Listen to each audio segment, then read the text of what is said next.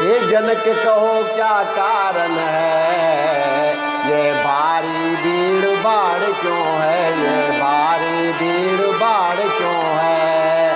ये अभी शोर सा कैसा था, वीरों में छेड़छाड़ क्यों है। ये अभी शोर सा कैसा था, वीरों में छेड़छाड़ क्यों है।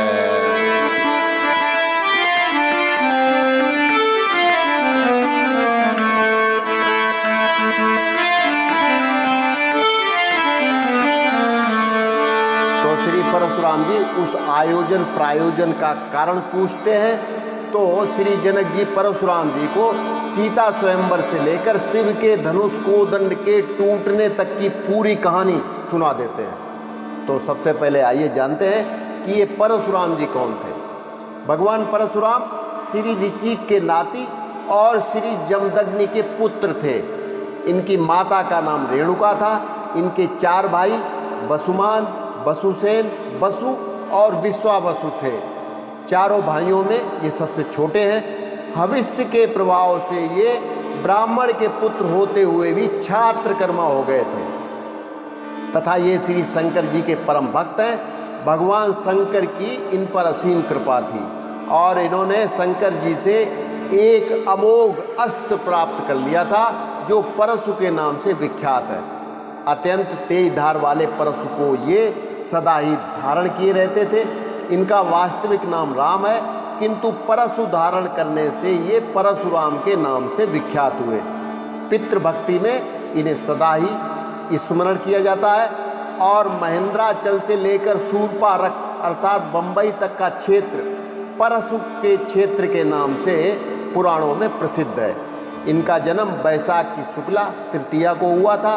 इसी तिथि को हम परशुराम जयंती के रूप में मनाते हैं तथा वैशाख की शुक्ला द्वादशी परशुराम द्वादशी के नाम से प्रसिद्ध है। ठीक, अब आगे। तो परशुराम जी ने जैसे ही नीचे की तरफ शिव के धनुष कोदंड को 2 हिस्सों में जमीन पर पड़ा हुआ देखा कि उनके पूरे तन बदन में आग लग जाती है। परशुराम के भारी क्रोध और गर्जना से श्री जनक जी घबरा जाते हैं। श्री लक्ष्मण जी थोड़े से चौकन्ने हो जाते हैं तथा श्री सीता जी को वे क्षण एक युग की तरह व्यतीत होते हुए प्रतीत होने लगते हैं।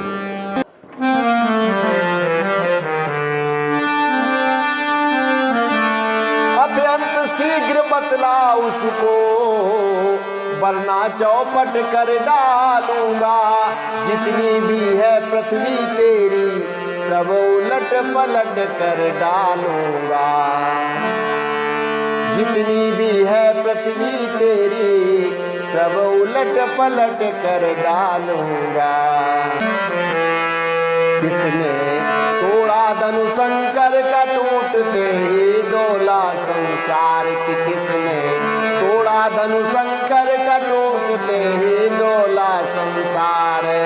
खलबल चारों ओर हुई, नभ में ध्वनि घोर हुई। खलबल चारों ओर हुई, नभ में ध्वनि घोर हुई। मैं चला तपोवन से तत्क्षण, भीषण उत्पात विचार। टूटते ही डोला संसार, टूटते ही डोला संसार, टूटते ही डोला संसार।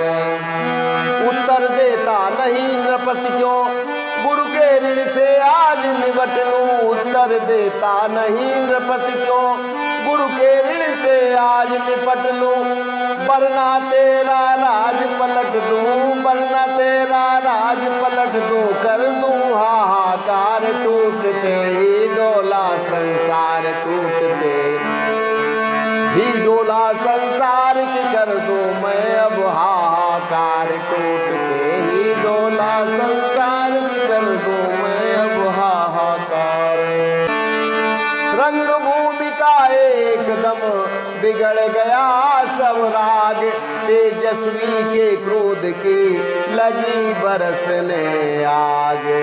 मिथिलेश राज घबराए उठे, भय के बस हृदय धड़कता है। भय के बस हृदय धड़कता है। चुपचाप चित्र की भांति खड़े उत्तर मुख से न निकलता है। चुपचाप चित्र की बात खड़े उत्तर मुख से न निकलता है। सीता जी को वह आधा पल सैकड़ों कल्प से बड़ा हुआ, सैकड़ों कल्प से बड़ा हुआ। उस बाल भास्कर लक्ष्मण का इतने में देवर खड़ा हुआ। सब सभा को देख कर दुखी सिया को जान सीधे सरल स्वभाव से बोले राम सुजान। सीधे सरल स्वभाव से बोले राम सुजान।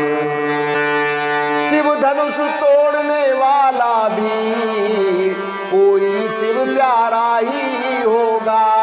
जिसने ऐसा अपराध किया वह दास तुम्हारा ही होगा। जिसने ऐसा अपराध किया वह दास तुम्हारा ही होगा। जो कृपा पात्र है गुरुओं का वह कब किस से डर सकता है।